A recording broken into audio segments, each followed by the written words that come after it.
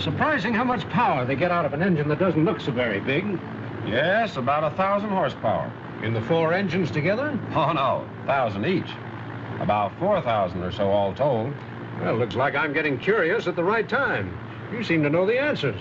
I'm an engineer, automotive. An automobile engineer? Just the man I need. My name is Alan. Reynolds is mine. I don't want to bore you, but there's some things I'd like to ask you. Well, you won't bore me by talking about engines.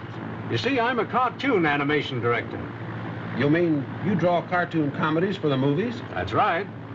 We're doing a cartoon with a bunch of little imps using an automobile to win a war. Everything is swell except we get in trouble whenever we try to show the engine. I'm on my way out to the coast for a vacation, so I ought to forget about engines. This cartoon stuff sounds interesting. I always wondered how they did it. Well, maybe we can dicker a bit. How about spending a day or two at the studio? That sounds okay to me. We've got a cutaway engine out there that might help you. Suppose I have it sent over to your place. That's fine. And when you come over to the studio, I'll show you what we've finished.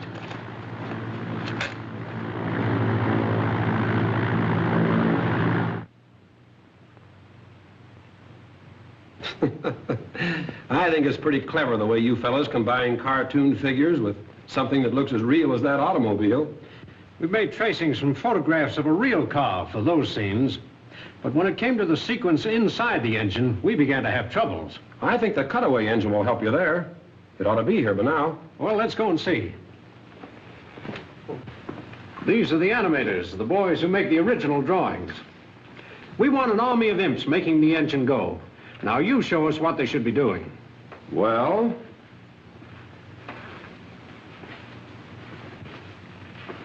let's have one of the little fellows on each valve. They could be in the special uniform of a mechanized unit. A great idea. Then we make the imps' hats in the shape of valves, and then have them jump up and down. The action will make them open and close the chamber with their valve hats. That sounds good.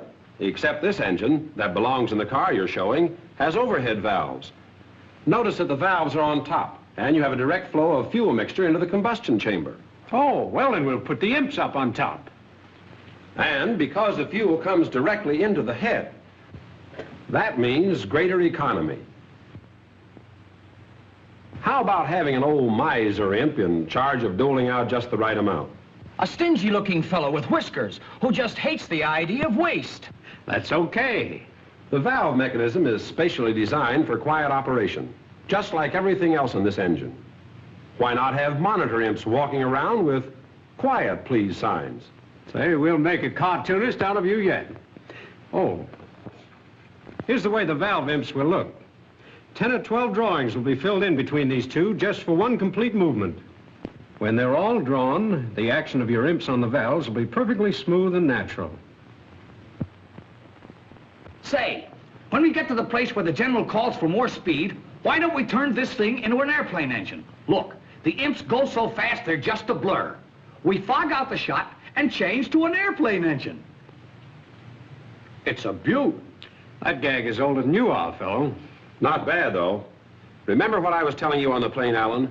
Aeroplanes have valve and head engines, too, because they want the greatest amount of power, the last possible ounce they can get, and fuel economy at the same time for long-range operation.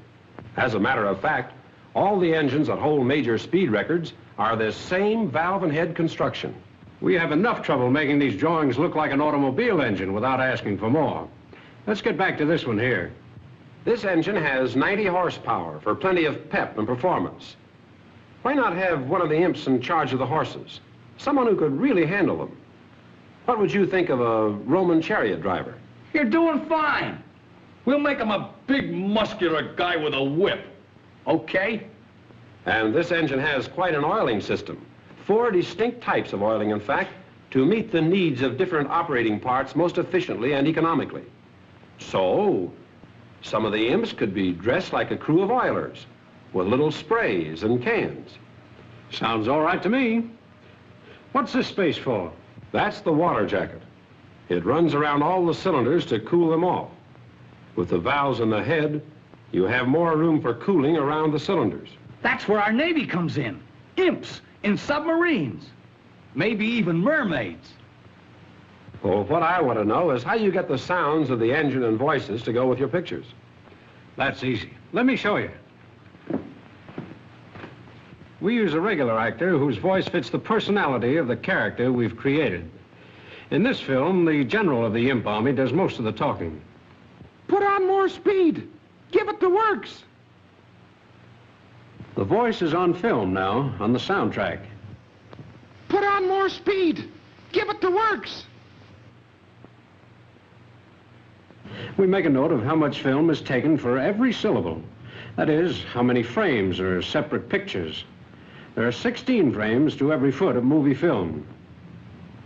So if it takes 12 frames to complete a word or a piece of action, the animator knows he has 12 drawings to make. He uses his own lip movements as a guide when he draws a character speaking. Animators don't have to be crazy, but it helps. This is how the animators check the motion in their drawings before they're photographed. We have a timing device which gives our musical director his tempo. We photograph the drawings with a moving beater showing on the edge. We check our action and record the music to this tempo.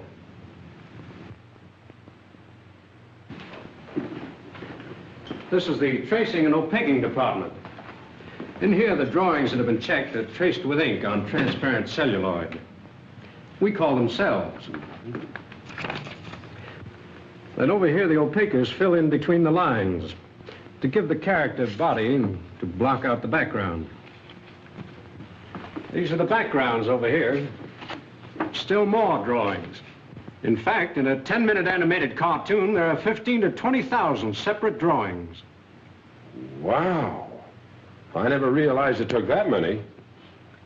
The cells are put together like an assembly line, and they're photographed one by one over the backgrounds.